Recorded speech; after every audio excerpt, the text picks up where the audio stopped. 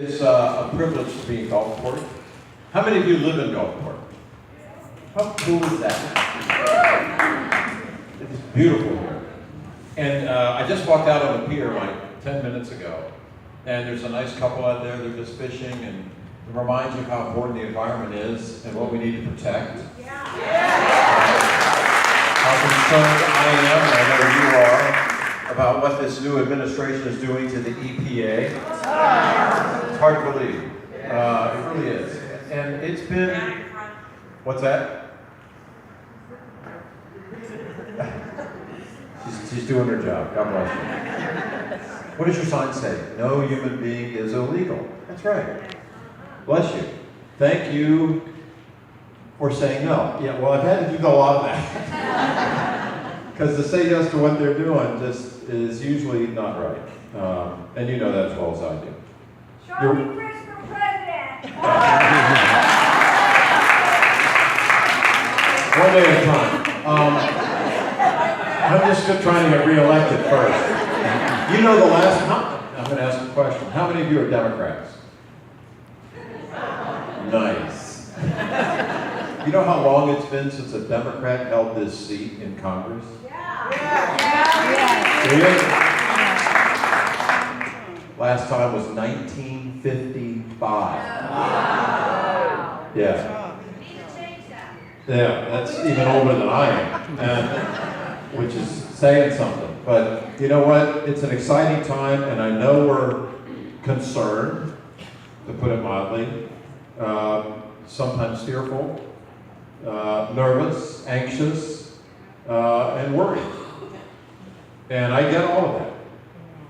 But I want to give you a little hope and some faith. And it really where's Lisa? My hero, Lisa Perry. Heads up for Women's March here in Dallas County. God bless you for all you do.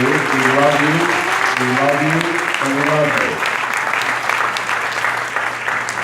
So there's a lot of resistance going on, and we're doing a lot in Congress. And I got to tell you that our leader, Nancy Pelosi, is amazing. For real.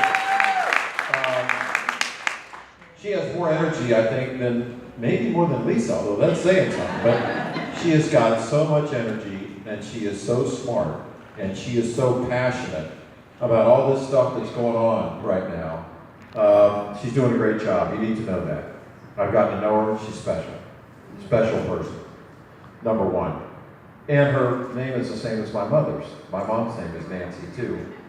And I want you as women to know this. I was raised with 3 sisters and a mother. No brothers. Right?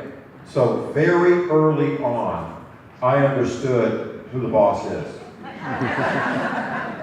I'm not kidding. So, you know, being attuned to the issues that are important to women have always been important to me. And I want you to know that. And it's why I believe you have the right to choose. It's why I believe you need equal pay. It's why I believe that fairness is important. And, you know, there are some in our society that don't get that. God bless you. Well, that's important too. And you know, I don't understand that. You know, I am the kind of person that does not get angry. I generally don't get mad at all. I get frustrated.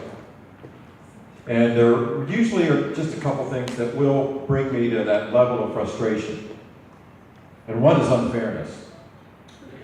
Fundamental unfairness brings me real close to being angry. And the other thing that does it is arrogance. You know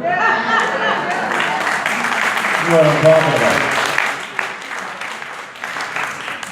I mean, have you been watching the last couple days when he's been overseas?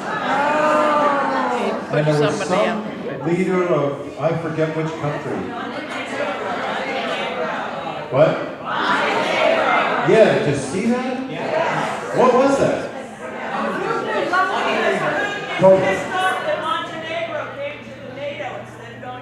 I guess that's it, you know? And anyway, I want to tell you what my freshman class has done.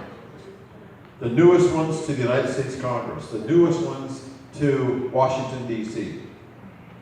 There's about 50 of us, right? So we decided, Republican and Democrat, we're about to split 50-50 that way. We decided to sign a commitment to civility.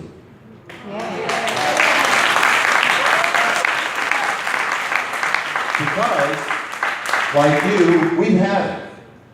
You know, Americans are better than what we're seeing.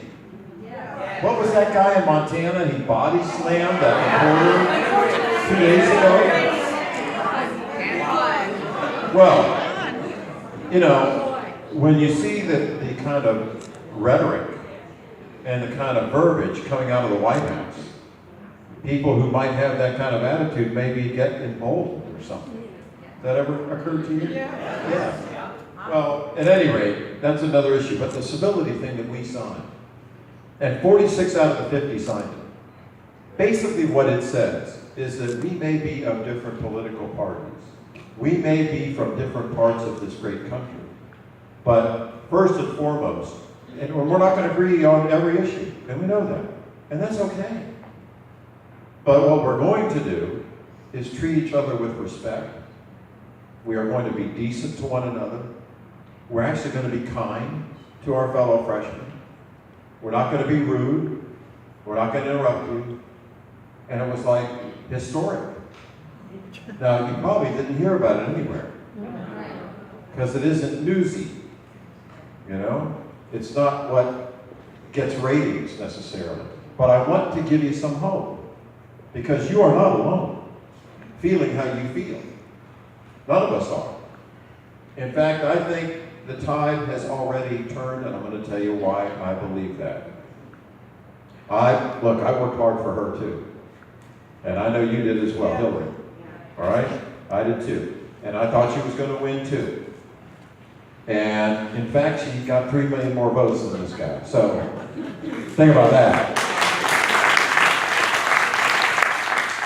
I think it's important, though, that we understand what has happened and what's going to happen going forward. Do we have any friends from the press here today? See, here you're welcome. Guys, you're welcome. I and all of us are glad that you're here, and I want you to know that. So I think it's important to understand what has transpired since the election. At least some observations that I have seen that I think you'll appreciate. Number one, he got elected. I think even he was surprised, okay? Just saying. Yeah, well, there you go. And in addition to that, he had his inauguration. I went. As a Democrat, I went, out of respect for the office. I think it's the right thing to do. When I used to be a Republican, I went to President Obama's inauguration for the same reason. Just do the right thing. The next day was more exciting to me than anything, though. Yeah. And I'm going to tell you why. So I get on a plane, I fly into Tampa Airport, I'm driving over the bridge to come to St. Pete, to go to Demon's Landing. And where is Stephen? Stephen's driving. I said, Stephen, how many people do we expect at this march today, the Women's March? He said, I don't know, could be as many as 1,000. I'm like, for real? He goes, yeah. So, you know the rest of the story. We get there, Lisa, and there's like almost 25,000 people there.